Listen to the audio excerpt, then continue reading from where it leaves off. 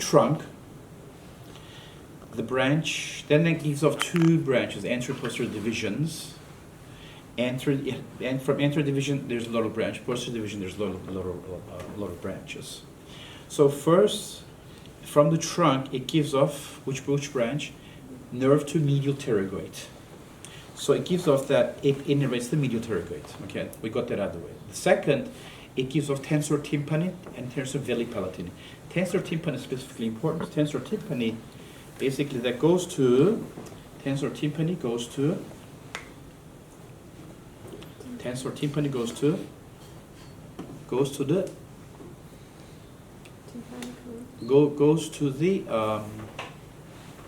the muscle of the middle ear. Okay, so there's a muscle there. It's called tensor tympani. Okay, and so that tensor tympani, basically, it's attached to a little ossicle called the malleus, and malleus basically attaches to the tympanic membrane. So in the sound production, you have a sound waves that hits the tympanic membrane. It vibrates. That basically activates the ossicles. That's a propagation of the physical propagation, and then that basically that goes to the inner ear, and that activates the movement of the liquid, and you have the initiation of the sound production. So my point here is that so you have this tensor tympani muscle stabilizes the tympanic membrane. So when the sound comes in, it's not moving, it's not vibrating. So it basically prevents this muscle via the attachment of this malleus bone. It prevents the movement or vibration of the tympanic membrane, and that basically does not allow to vibrate. That therefore you would not have any sound production. So basically it decreases the sound production or sound waves to go in, this tensor tympani. Why is it important? It's important because so all these nerves, like the nerve to medial pterygoid, nerve to lateral pterygoid, masseter nerve, deep temporal that goes to the temporalis muscle. All these muscles are what? Muscle of mastication. When you chew, do you hear anything? No. You don't hear anything. So basically, at the same time, this tensor tympani goes to this muscle. It dampens. It slows down the tympanic membrane. So you don't hear it. You don't hear your chewing motions. So clinically, if there's something wrong with the mandibular nerve there, okay, and if there's something wrong with the nerve to tensor tympani, then you would hear excess amount of sound. So this would basically, it would decrease the sound production, and it would dampen it, it would decrease it, and this basically prevents hyperacusia. Okay, the hyperacusia means the increased amount of sound production. So that nerve is really important. So the activity of this nerve, this cranial nerve, the activity of this cranial nerve is important. So if you have a damage of this nerve, like if you have a damage of mandibular nerve, for instance, so in terms of the hearing part, you would experience what? You would experience excess amount of sound. Excess, okay. Like these birds, okay, so and all the sound that you would hear from surrounding, there will be really excess, and it would be elevated, and that would be basically disappoint you, annoy you. Okay, so that's that. And what else? Which other nerve branch that we have? We have the anterior division. It gives off which branches? The motor branches. One of them is the masseter. So these are what? That goes to the muscles of mastication, like deep temporal nerve. It goes to the temporalis muscle. Masseteric branch goes to the masseter. And then what else? Lateral pterygoid. Lateral pterygoid. Nerve to lateral pterygoid goes to lateral pterygoid, right? Also, all these activate the muscles of mastication. If these nerves don't work, okay, if there's a lesion in these nerves, what will happen? So you would have troubles in mastication. You would have troubles in chewing, right? So the terminal branch of the anterior division is what? A sensory nerve, which is the buccal, right? Buccal is a sensory. So Remember, it receives at the cheek area. Okay, so that's a sensory.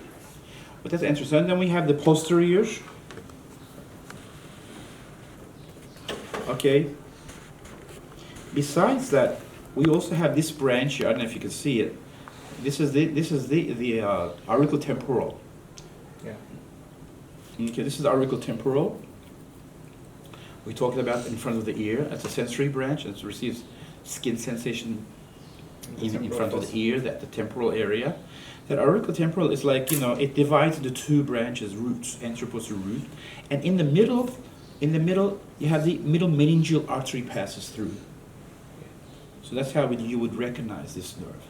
So it goes out and then bifurcates, divides into two, and then comes back in again.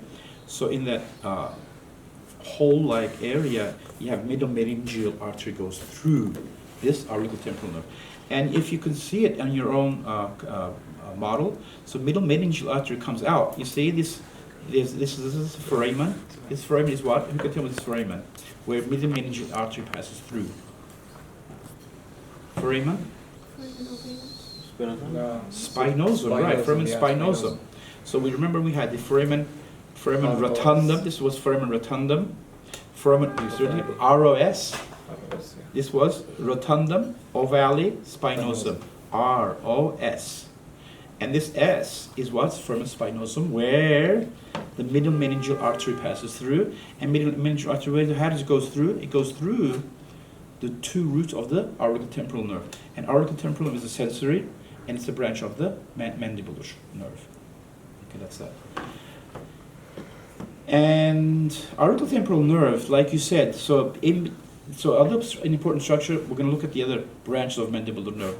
But when we talk about auriculotemporal nerve, we have to mention that too. So one of the important other structures located in the infratemporal fossa is? The portoid. The ganglion. What's the name of the ganglion? Otic. Otic ganglion, right. So there's an otic ganglion just beneath the foramen ovale. Otic ganglion. So otic ganglion, what's the importance of otic ganglion? Now, otic ganglion, this is a parasympathetic ganglion. We're going to go into detail in neuroblock, but just for now, otic ganglion receives basically presympathetic, preganglionic parasympathetic fibers that comes from the glossopharyngeal nerve, cranial nerve number 9. It comes from the brainstem. This is the infrasalivatory nucleus, a fiber that comes out from infrasalivatory nucleus from the brainstem, and it goes with the glossopharyngeal nerve, and it goes to the ear, the middle ear, and you have this tympanic nerve in the middle ear, and that forms the tympanic plexus, goes to the tympanic plexus, and that from tympanic plexus you have lesser petrosal. Okay, lesser petrosal. This is basically this nerve carries a preganglionic parasympathetic fiber in lesser petrosal. Lesser petrosal goes through foramen ovale, lesser petrosal, and it synapses with the otic ganglion. The postganglionic fibers comes out. So this is motor, all right, parasympathetic motor.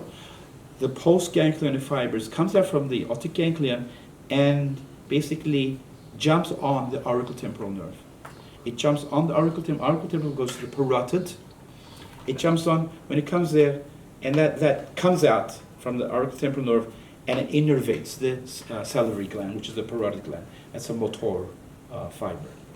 So that's how. So auriculotemporal nerve is basically normally is what? A sensory nerve, a cutaneous nerve. However, it also contains the parasympathetic fibers. But this parasympathetic fibers, it's not its own.